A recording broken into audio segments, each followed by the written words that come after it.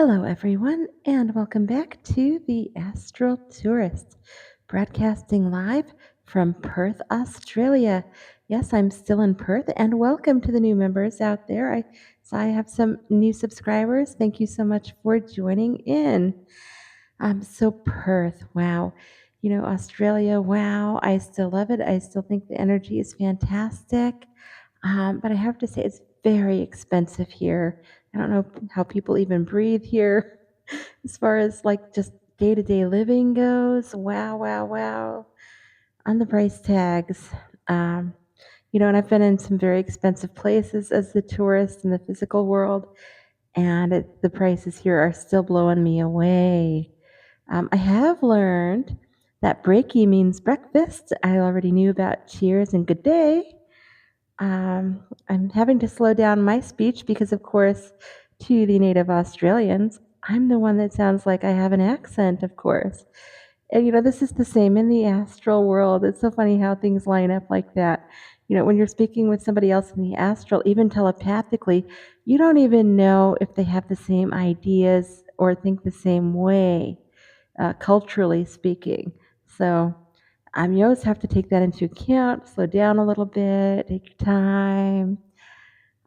So Australia is wonderful. It's only taken me about 10 to 12 days to acclimate my sleep cycle and just get more stable. I'm not getting pulled into the ground as much like I was.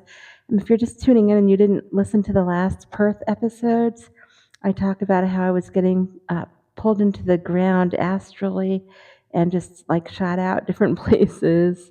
And some of that is just the energy here, the way it works, and also my lack of control because, I was seriously jet lagged and then, not getting enough sleep because we're going on tours and stuff.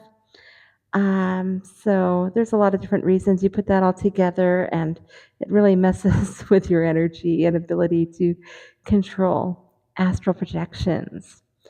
But the energy here is the big wow factor for me so far. I mean, the energy itself in the area, in the space, in the land is out of this world wonderful. I don't see myself coming back because of how expensive it is physically to be here, but energy-wise, it's spectacular. So I'm gonna go ahead and get started with this episode. Please like, subscribe, and share. I don't like having to ask, but my channel is still pretty small, so everything helps. Thank you.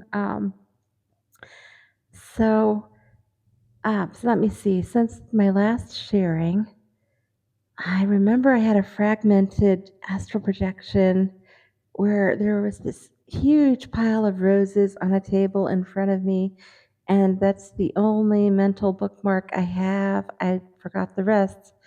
So that one's, like too bad. But so, like for last night, since that's really recent for me, that's when I knew I was getting my control and my bearings again because I was laying in bed and I was doing all my usual stuff, and I did not get sucked into the ground again. I just felt like this melting sensation, which I sometimes get. And I know a lot of people don't like this kind of an exit, but I'm used to it. So for me, it was refreshing. And it's where I feel like I'm melting and kind of being pulled out my body through my ankles and feet. Only I didn't feel a tugging sensation this time. And in the past, I've gotten out and looked around in my room astrally and not seen a guide or anything there helping me at all. So I just consider it for myself to be a foot exit or a feet exit, leg exit, however you want to call it. But this time I was going kind of diagonally, which was weird. Like I knew I wasn't spread out diagonally across the bed. I was just laying in my usual way on my side with my leg crossed over like partial tummy side, and I felt myself moving diagonally and just kind of melting and slipping out, and I was able to like grasp that moment. So that's another tip is if I got just one moment where I catch the wave there, that transition point of a spontaneous astral projection, then I can control it. And I can also do like regular ones where I just get out on purpose and stuff. But when I'm traveling, I don't even try. I just try to remember the spontaneous ones and go with the flow or catch them midway like that because I know I'm working with like not enough sleep and my body's messed up from jet lag and all of that. So I caught it. I caught the wave kind of as I was slipping across the bed there. And I wondered there was a flashing light in the room, in the hotel room here.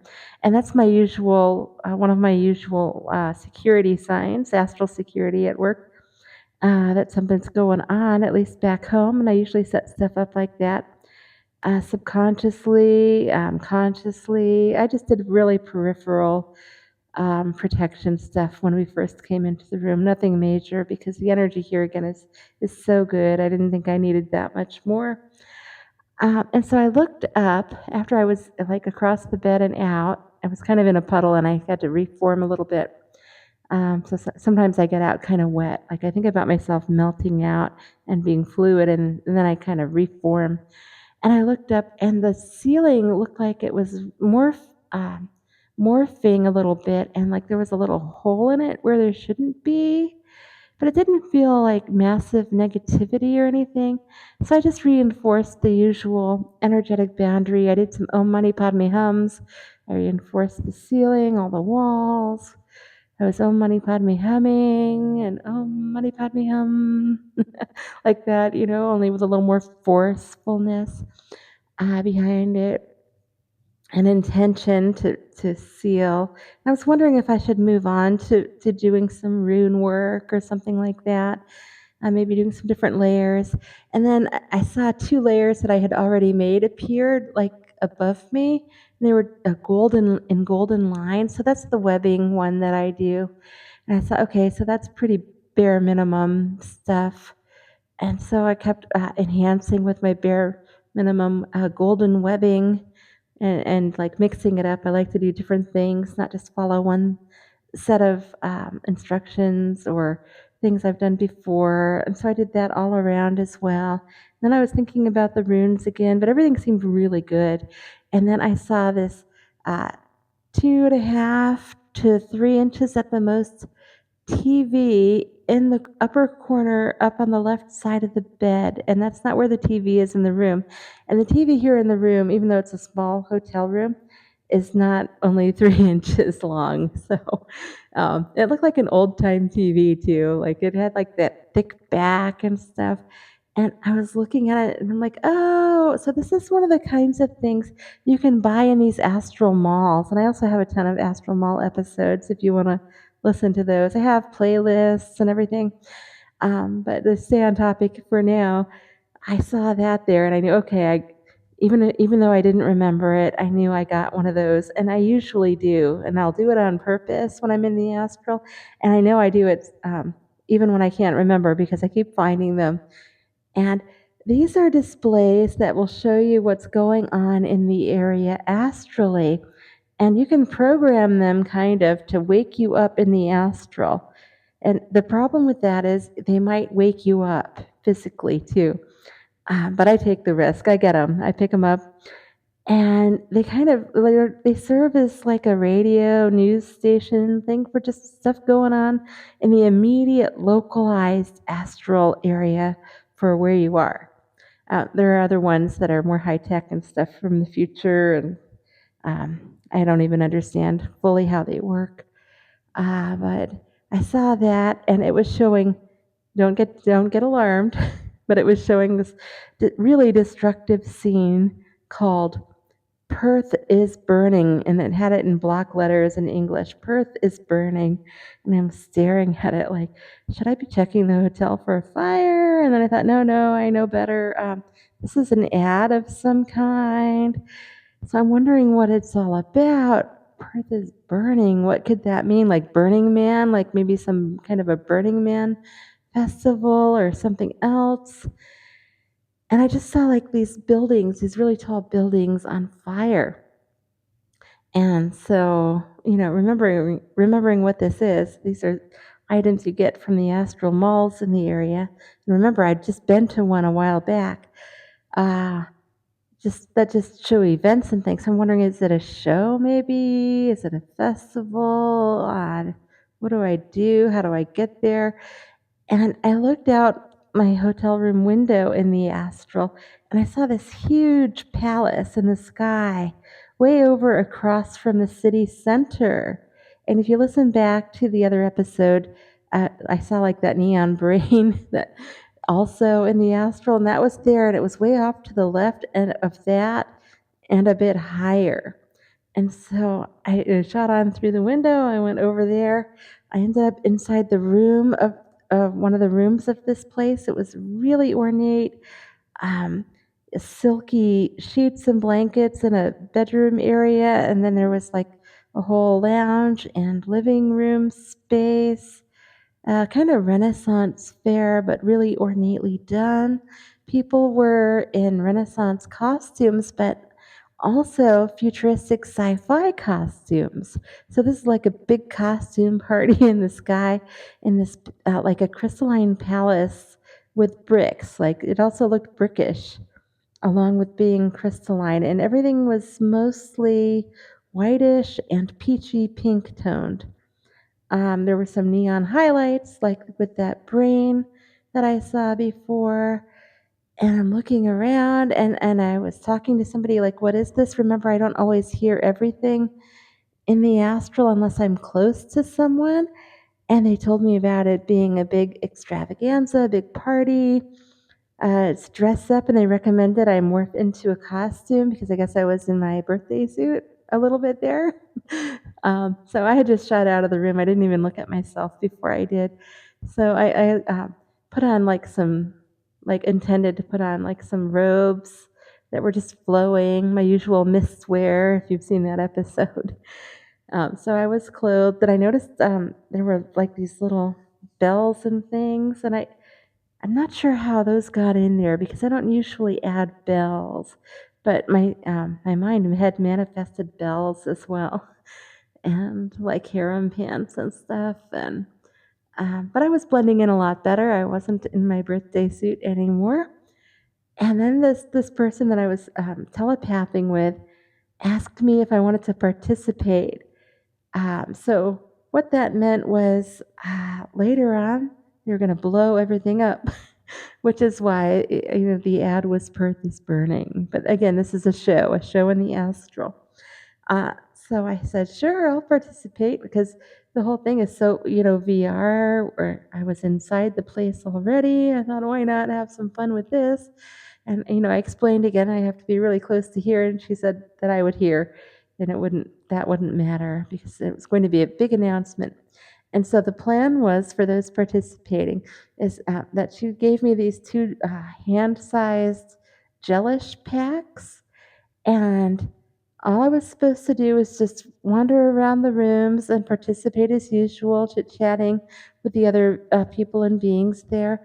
And then when the time came, and she said I would know when, you just throw them in the vicinity of wherever I was, is what I was supposed to do, and the others would do the same, and then get out fast. And remember, this place is in the sky, and I'm good at flying. So I thought, okay, I can do this. I was like, thumbs up. Yep, I can do it. And so I did that, and I know I spoke with some interesting people. One like had this huge sultan hat on. This other one was in a formal suit.